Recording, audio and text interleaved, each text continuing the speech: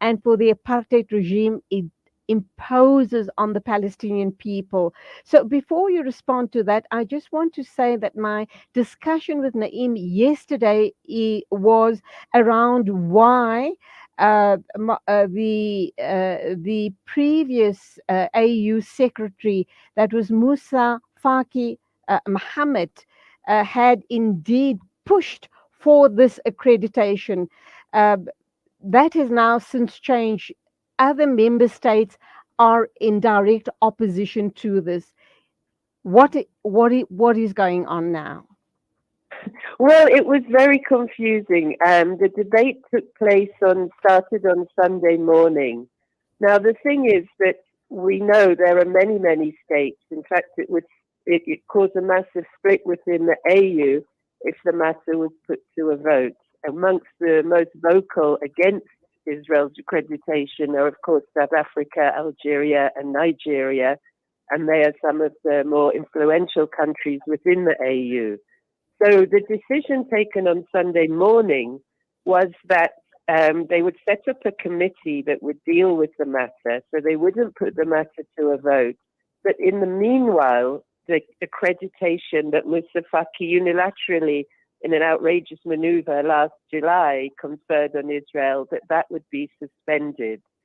So at that point, you could see on social media, and also some of the news wires were carrying the story that, and we were trying to follow with contacts there in Addis and elsewhere, what is going on. It seemed like Israel's accreditation had been suspended.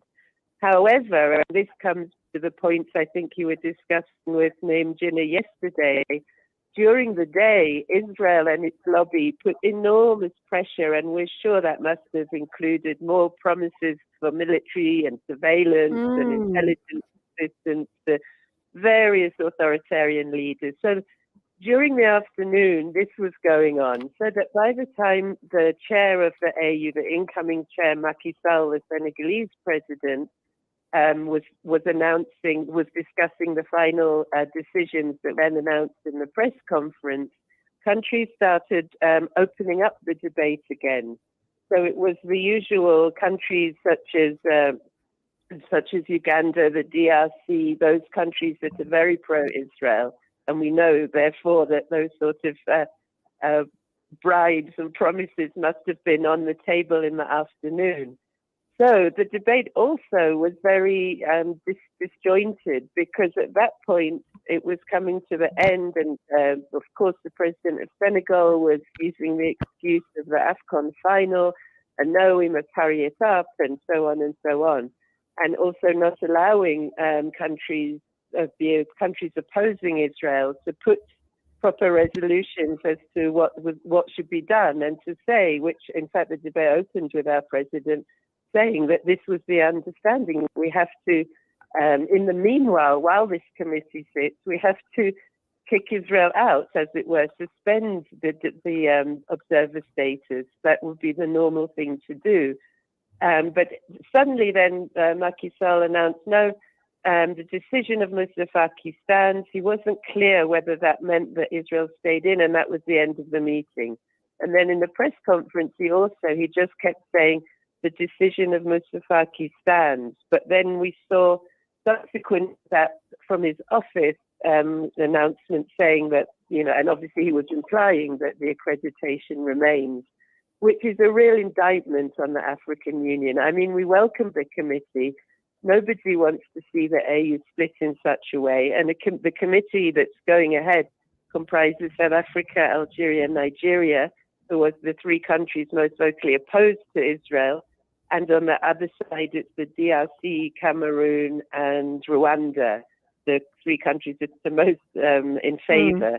Of course, now the chair of that committee will be Macky Sall from Senegal, and we need to put pressure on him, I would say, to ensure that the AU doesn't continue this outrageous behavior of accrediting an apartheid state, which goes totally against the constitutive acts of the AU, the African Charter on Human and People's Rights, because that even says that the AU commits to fighting against Zionism along with colonialism and apartheid. So it's of course outrageous that Israel remains with any status in the AU. We'll leave it there, Roshan, but sad to say, it does seem as if the AU has sold out, and gosh, where to from here? So we still have to watch this issue pretty closely to see how it's going to end. When do you think we'll have final word on the matter? Well, there wasn't a time frame announced to the committee, but I think, as the coalition and through the Pan-African Palestine Solidarity Network, we're certainly working to put pressure, particularly on those countries that are supporting an apartheid state, because it fuels conflict on the continent with the military expenditure of Israel. We know that the expenditures increased 309% in the last decade. At the same time, the AU on the weekend was discussing why there's an increase in coup d'etats and conflicts breaking out. We know the spyware is being used by governments against their own people, against other presidents, even our own. The Israeli spyware that's now been banned by America, Pegasus, the NSO company. So there are lots of issues we need to really, as a continent, take up to ensure that our continental body doesn't become a total nothing, that it can't support an apartheid state having any status at all within it. Thank you indeed for your insights, and have yourself a wonderful time. Thank you for being with us on the show, though, and really, sharing this information with us. We'll be watching it closely. Roshan Dadoo, coordinator SABDS Coalition, talking about the possible split in the AU regarding the observer status given to Israel. The time is exactly 8:49 a.m.